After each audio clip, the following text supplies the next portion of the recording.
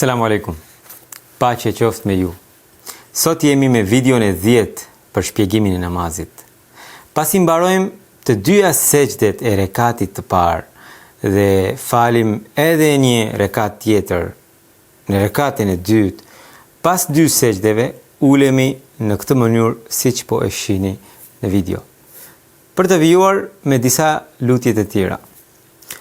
Ky pozicion quhet qada, pra i ulur. Si çdo pozicion tjetër i namazit, edhe ky është tejet domethënës dhe që gërsheton shumë bukur formën fizike me fjalët që thuhen në këtë pozicion. Këtu, si të thuash, vjen një moment qetësie e meditimi, pas qiyamit, rukus dhe pas dy sejdeve në dy rekate, vjen ky pozicion. Në këtë pozicion, lutja që bëjmë, që quhet at-tahiyatu, është kjo që shihni në ekran. Le ta zbërthejmë shkurtimisht domethënien e kësaj lutje dhe të këtij pozicioni. Për Allahun janë përshëndetjet, adhurimet dhe veprat e pastra. Pra, 3 gjëra po i paraqesim Allahut. Cilat janë ato? Përshëndetjet, adhurimet dhe veprat e pastra. Pra, këto janë, si të thuash, dhuratat tona që po i paraqesim tani që jemi në fund të namazit. Pra, është momenti ku do t'i këmbejmë dhuratat apo jo. Por kujdes, në jetën tonë, a mund t'i japim dikujt në emër të dhuratës thjesht një kuti boshe? Ose kur dikush na jep në një dhuratë të paketuar dhe ne e marrim dhe e sjellim në shtëpi, kur e hapim, shohim që kutia është boshe. A do të na pëlqente kjo? Kurse si. Andaj, ky është momenti që ne duhet të jemi të vetëdijshëm që dhuratat që do t'i paraqesim Zotit të mos jenë thjesht kuti boshe.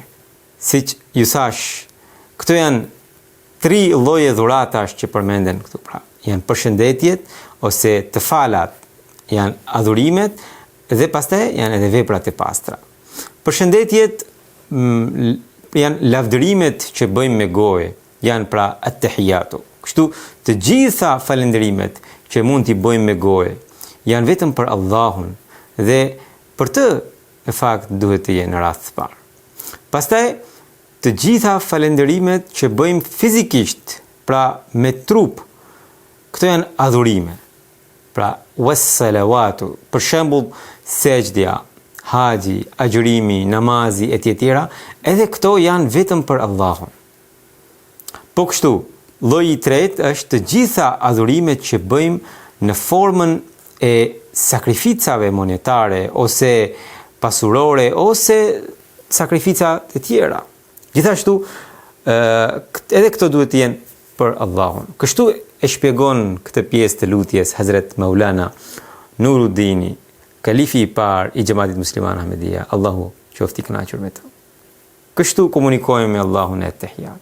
Andaj, në jetën tonë, kur përpiqemi të bëjmë ndonjë mirësi, atë duhet ta bëjmë në radh parë me sinqeritet të plot.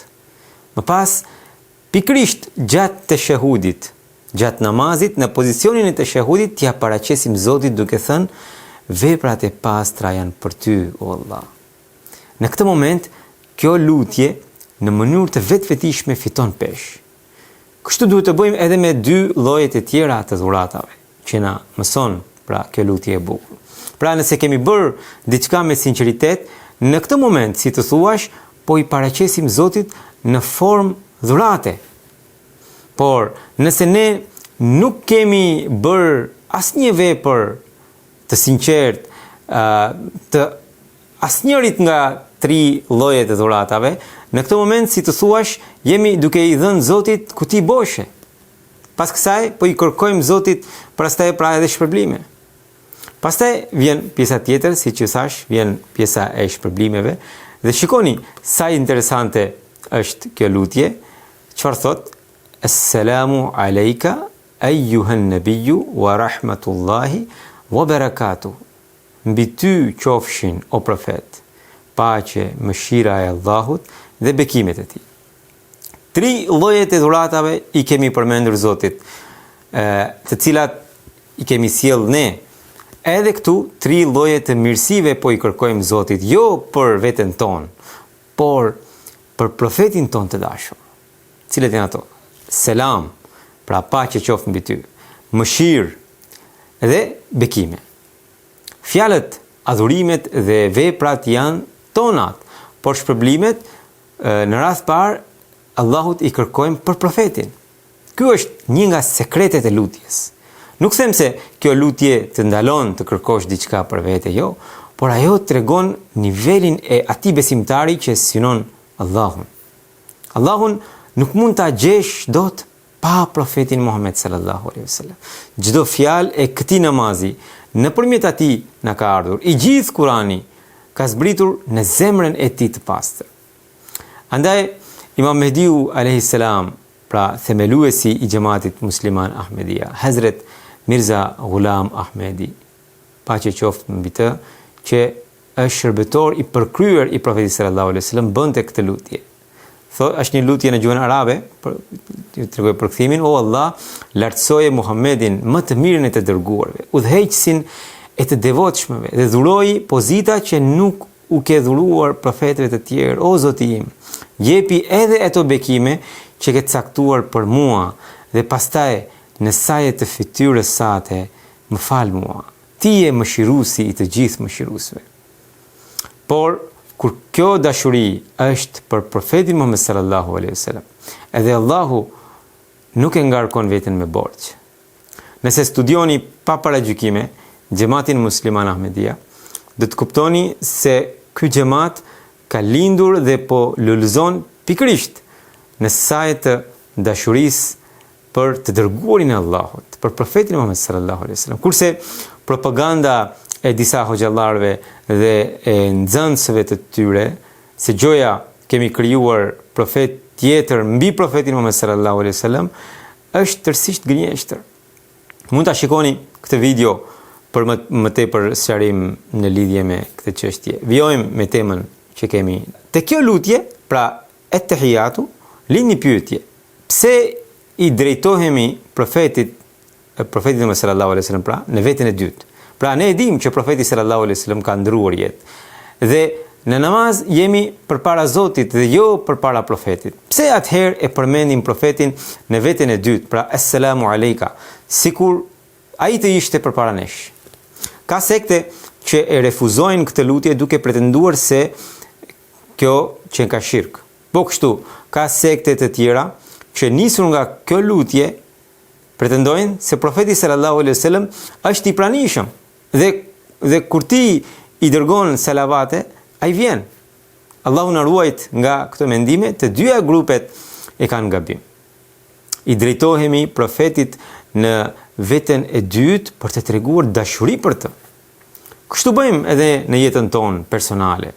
I drejtohemi në veten e dytë duke thënë ku je, ose në një fjalë tjetër njeriut, pra njeriut tonë të dashur që nuk është i pranishëm. Së dyti, nëse adresimi me veten e dytë do ta bënte profetin të pranishëm, me këtë logjik, në këtë lutje Zotin e kemi kthyer jo të pranishëm, sepse po i drejtohemi Zotit në veten e tretë. Pra Zotin, si të thua, që kemi zhdukur. Andaj kjo lutje nuk merret fare me çështjen se kush është i pranishëm e kush jo. Por paraqet shumë bukur një estetik letrare. Në veten e tretë e përmendim Zotin, në të dytën e përmendim të dërguarin e Allahut sallallahu alaihi wasallam, dhe në të parën e përfshim veten tonë duke përfshirë të gjithë besimtarët, qofshin të pranishmit apo jo të pranishmit. Kështu e shpjegon sekretin e kësaj lutje Hazret Mirza Tahir Ahmedi, kalifi i 4 i xhamatit musliman Ahmedia, një njeri i Zotit, Allahu e mëshiroft. Kjo pjesë e lutjes et-tahiyatu na tregon edhe një gjë shumë të rëndësishme. Fillimisht, gjithçka që bëjmë në formën e lutjes apo të adhurimit apo të veprave të mira, ja paraqesim Zotit të Madhërisëm, pra në et-tahiyat.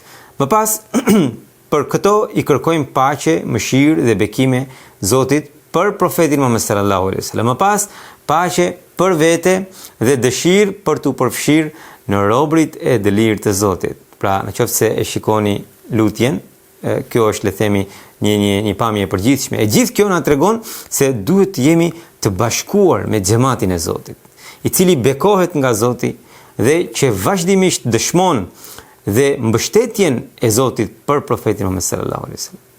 Paqen i lidhur me xhamatin e Zotit nuk mund të krijosh njëshmërinë e Zotit në veten tënde. Paqen i lidhur me xhamatin e Zotit ty do të rëmbej djalli. Në fakt, edhe namazi me xhamat këtë pamje na jep.